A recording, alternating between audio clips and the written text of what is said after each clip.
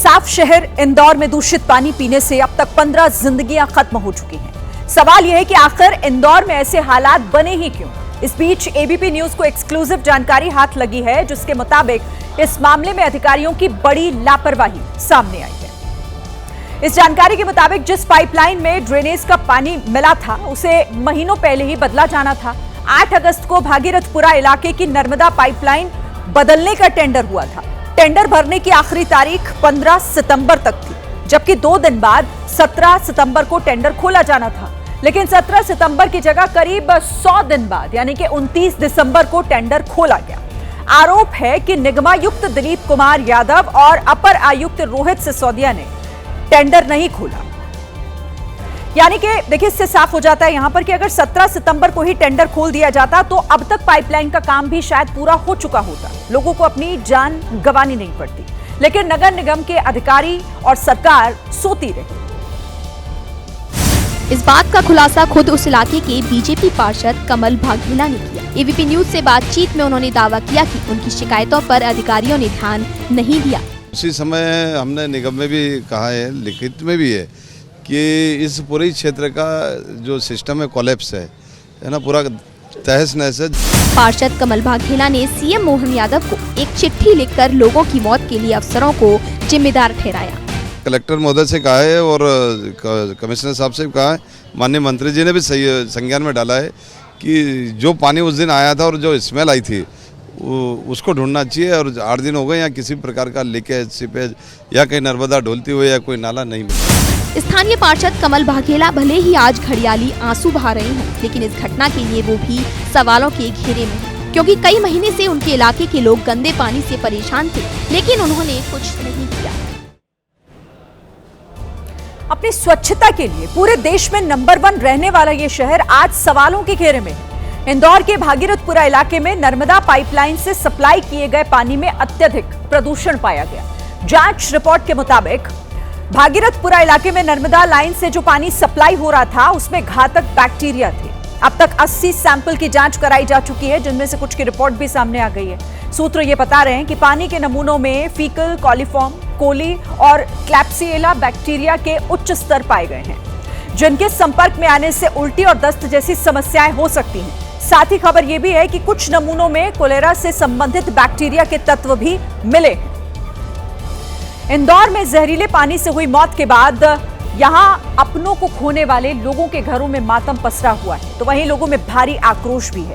इस बीच जो कांग्रेस के कार्यकर्ता हैं, उन्होंने प्रदर्शन कर जिम्मेदार अधिकारियों पर सख्त एक्शन की मांग की है। इंदौर में कांग्रेस के सैकड़ों कार्यकर्ता सड़कों पर उतरे और जमकर प्रदर्शन किया। इस्तीफा दो, इस्तीफा दो।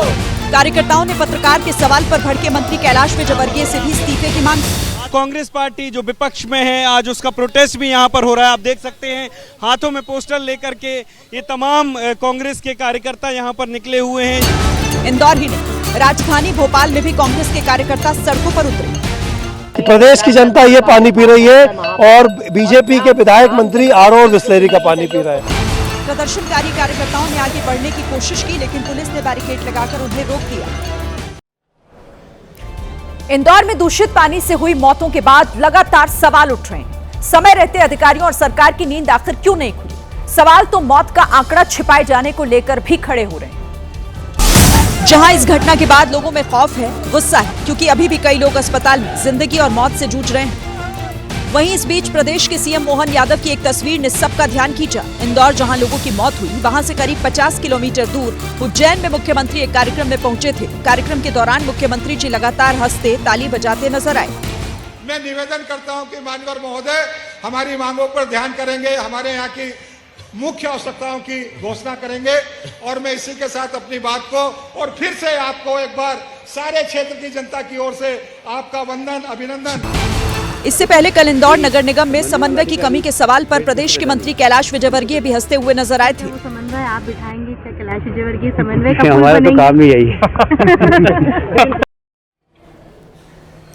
इस बीच दूषित पानी से हुई मौत के मामले में स्टेटस रिपोर्ट हाईकोर्ट में पेश की गई है।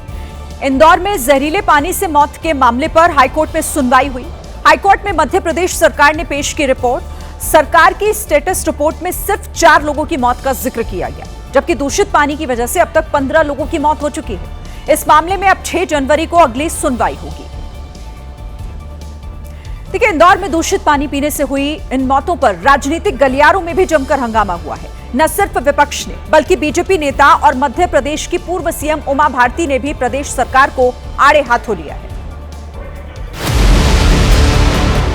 कांग्रेस नेता राहुल गांधी ने आरोप लगाया कि बीजेपी शासित मध्य प्रदेश कुप्रशासन का केंद्र बन चुका है।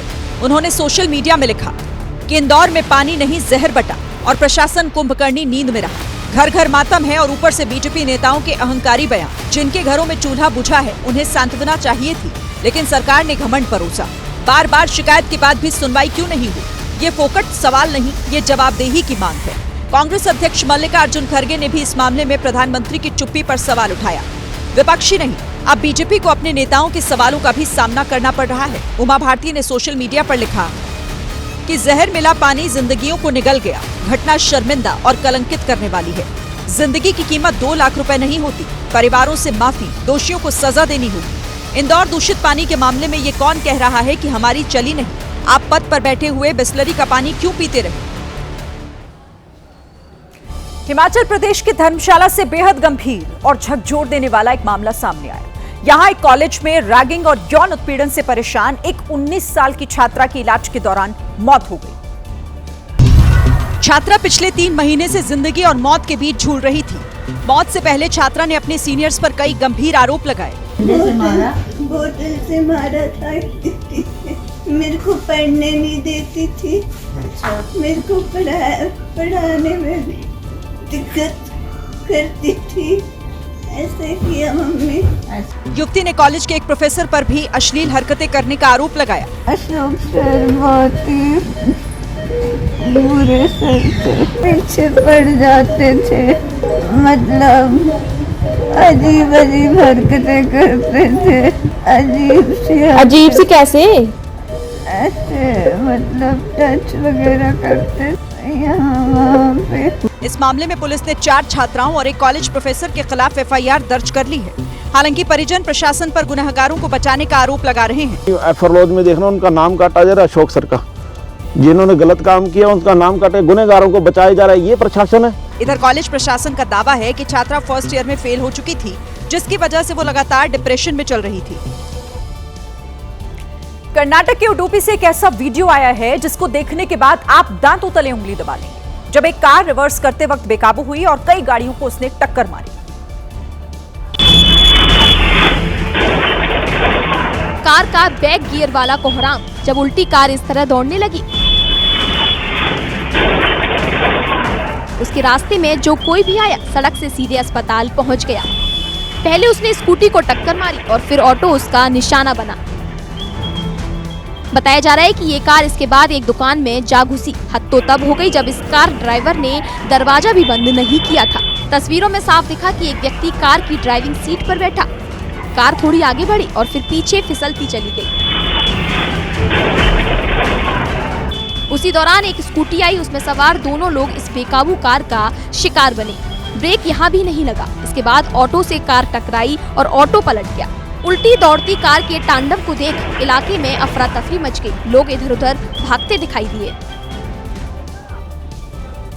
यूपी के झांसी में एक ग्राम प्रधान का भौकाल देखकर लोग हैरत में आ गए। ग्राम प्रधान गोविंद सिंह यादव ने गांव राजापुर में अपने जन्मदिन के मौके पर एक जुलूस निकाला। ग्राम प्रधान खुद आगे वाली गाड़ी में चल रहे थे, जबकि उनके पीछे गाड़ियों का काफिला था। चलती कार का सनरूफ खोलकर ग्राम प्रधान खड़े थे। उनके साथ एक छोटी बच्ची भी थी। गले में फूलों की माला पहने ग्राम प्रधान डांस करते भी दिखाई दी। ग्राम प्रधान गोविंद सिंह ने भौकाल बनाने के लिए इसकी रील भी बनवाई और सोशल मीडिया पर वायरल कर दी। वायरल वीडियो के आधार पर अब पुलिस ने छानबीन शुरू कर दी है।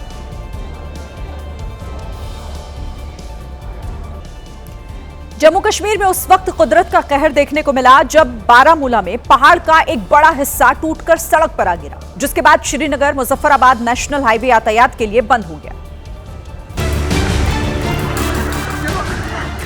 जैसे ही पहाड़ गिरने शुरू हुए, यातायात रोक दिया गया और फिर देखते ही देखते पूरा का पूरा पहाड़ जमीन पर टूटकर बिखर गया।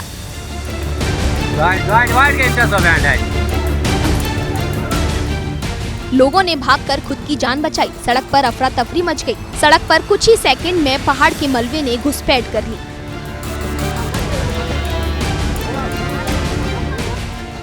जो जिधर था वो उधर ही फंसा रह गया।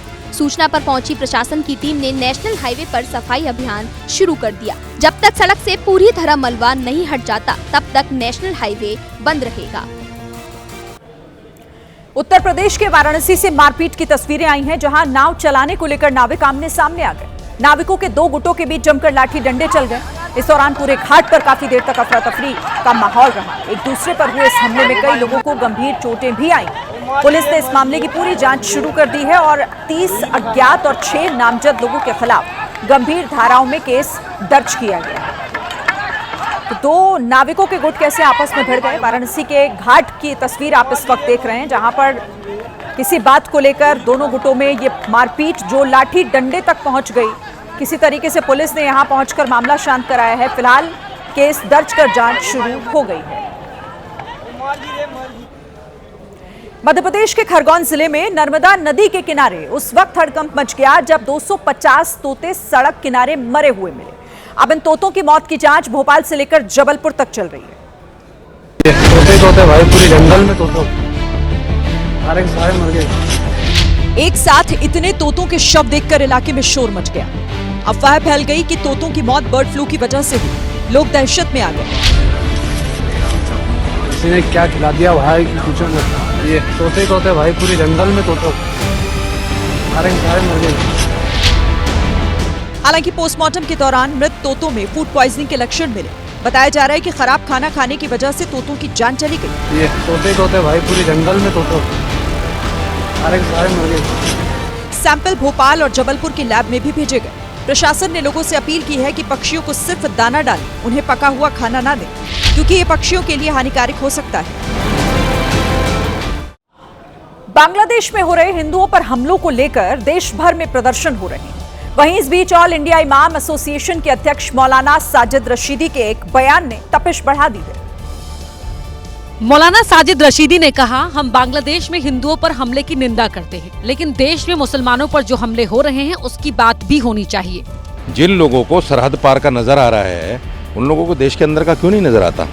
हालांकि इसके बाद मौलाना ने जो कहा उसने विवाद के तार छेड़ दिए। जहाँ भी ये आतंकवादी लोग मिले जो आपसे कहें वंदे मातरम बोलो, इनको जूते से मारो, डंडे से मारो, हथियार लेके मारो। मौलाना साजिद रशीदी ने दलील दी कि हर किसी को अपनी रक्षा का अधिकार है और ऐसी स्थिति में अगर हमलावर की जान भी चली गई तो हत्या का केस नहीं बनेगा।